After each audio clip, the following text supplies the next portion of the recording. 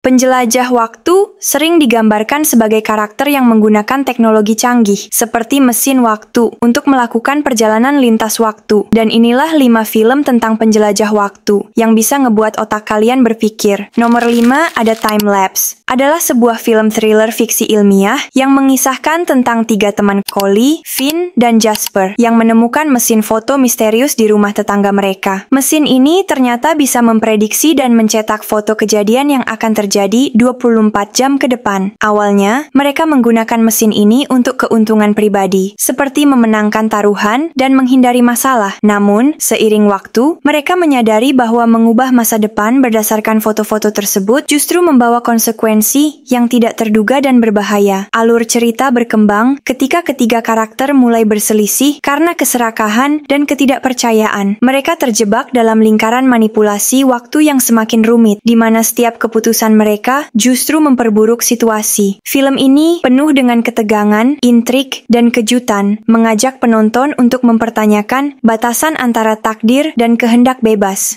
What is this thing? Come on. Fuck yes! Fuck yes! I'm just trying to make sure you're okay. Do I look okay? I think we should leave. Are you out of your fucking mind? Don't you dare! I'll fucking kill you and wear your skin! He's going to kill you. No, he would never. Might have some questions for me? Nomor 4 ada Edge of Tomorrow. Adalah film science fiction menceritakan seorang perwira militer yang tidak berpengalaman, yang terlempar ke dalam pertempuran melawan alien invasif bernama Mimics. Setelah secara tidak sengaja mendapatkan kemampuan untuk mengulang hari setiap kali dia mati, Cage bertemu dengan prajurit legendaris yang juga pernah memiliki kekuatan serupa. Bersama, mereka berlatih dan berusaha menemukan cara untuk mengalahkan Mimics dengan memanfaatkan loop waktu tersebut. Film ini penuh dengan aksi, strategi, dan perkembangan karakter saat Cage berulang kali mengalami hari yang sama untuk mengubah takdir perang. Cage dan Rita memimpin serangan terakhir ke lokasi Omega di Louvre, Paris. Mereka berhasil menghancurkan Omega yang mengakibatkan semua Mimics mati dan perang berakhir. Setelah Omega hancur, Cage terbangun sekali lagi di awal hari, tetapi kali ini loop waktu telah terputus. Dia bertemu dengan Rita yang tidak mengenalnya karena loop waktu tidak pernah terjadi. Film berakhir dengan Cage tersenyum mengetahui bahwa dia telah menyelamatkan dunia. Where the hell am I, Sergeant? Forward operating base Heathrow. Have it, Cage! You're going the wrong way! Here they come. Mean as hell and thick as grass.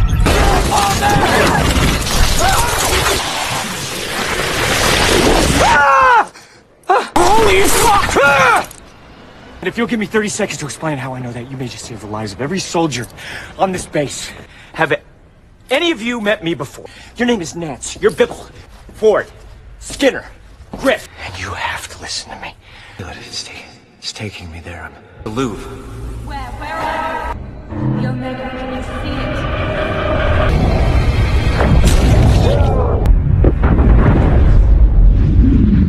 What do you want?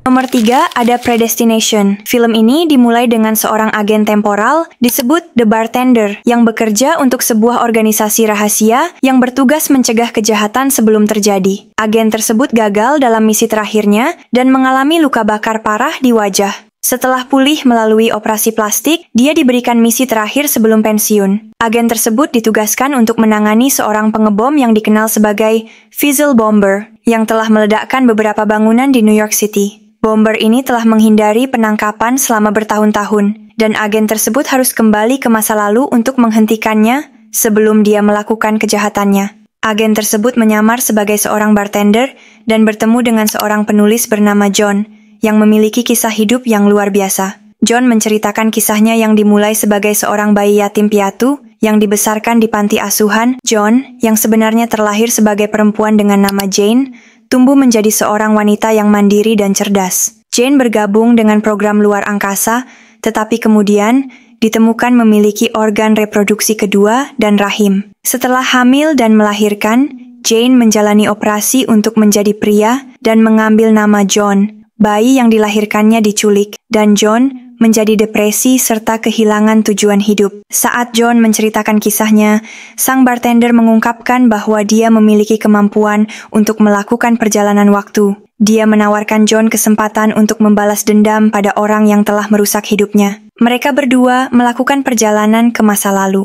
Di masa lalu, John bertemu dengan Jane dan mereka menjalin hubungan. John kemudian menyadari bahwa dia adalah orang yang membuat Jane hamil dan bayi yang dilahirkannya adalah dirinya sendiri. Dengan kata lain, John adalah keturunan dari dirinya sendiri, menciptakan loop waktu yang membingungkan. Sang bartender ternyata adalah versi masa depan dari John yang menjadi Fizzle Bomber setelah mengalami trauma dan kegagalan dalam hidupnya. Dia mencoba menghentikan loop waktu dengan meledakkan masa lalu. Sang bartender membunuh John dan mengembalikan bayi, dirinya sendiri, ke panti asuhan, memastikan loop waktu terus berlanjut. Film berakhir dengan sang bartender yang menyadari dia terjebak dalam siklus takdir yang tak terhindarkan. Nomor 2 ada About Time. Tim Lake, seorang pemuda berusia 21 tahun, diberitahu oleh ayahnya bahwa pria dalam keluarga mereka memiliki kemampuan untuk melakukan perjalanan waktu. Mereka bisa kembali ke momen apapun dalam hidup mereka dan mengubahnya, asalkan mereka pernah mengalaminya sendiri. Tim awalnya menggunakan kekuatan ini untuk memperbaiki kehidupan cintanya. Dia mencoba mendekati Charlotte, seorang gadis yang dia sukai selama musim panas, tetapi menyadari bahwa dia tidak bisa membuat seseorang mencintainya. Tim pindah ke London untuk bekerja sebagai pengacara. Suatu malam, dia bertemu Mary di sebuah restoran buta dan langsung terpesona padanya. Mereka mulai berkencan dan jatuh cinta. Tim menggunakan kemampuan perjalanan waktunya untuk memperbaiki kesalahan kecil dalam hubungannya dengan Mary, seperti mengulang kencan pertama mereka agar sempurna. Mereka akhirnya menikah dan memiliki anak. Setelah ayahnya meninggal karena kanker, Tim menggunakan perjalanan waktu untuk mengunjungi ayahnya di masa lalu dan menghabiskan waktu berkualitas bersamanya. Dia memutuskan untuk berhenti menggunakan kekuatannya dan fokus pada kehidupan sekarang dengan Mary dan anak-anak mereka. It'd be very wrong if I asked you for your number. Oh, very poor. Very poor? Very poor indeed, yeah. A kiss will have to do. A kiss? The truth is, I now don't travel back at all, not even for the day. We're all traveling through time together. Bye-bye. See you later.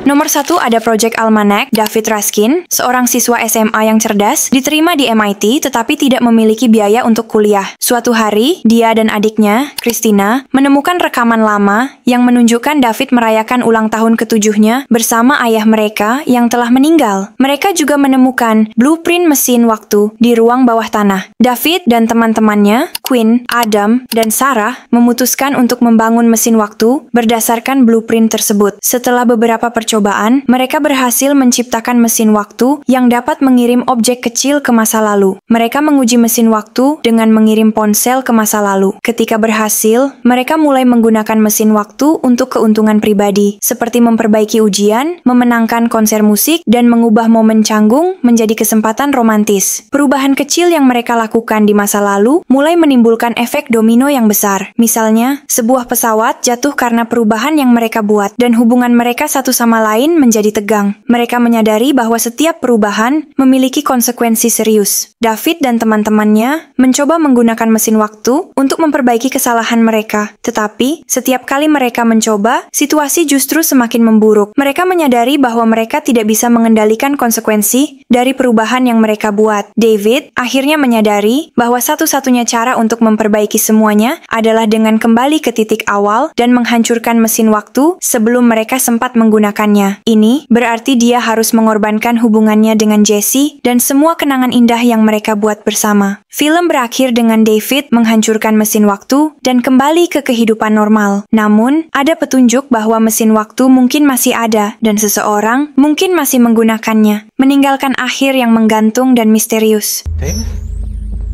Hi, Dad. You figured it out. There are no second chances. Are you okay? I think it's time for you to say goodbye to your son.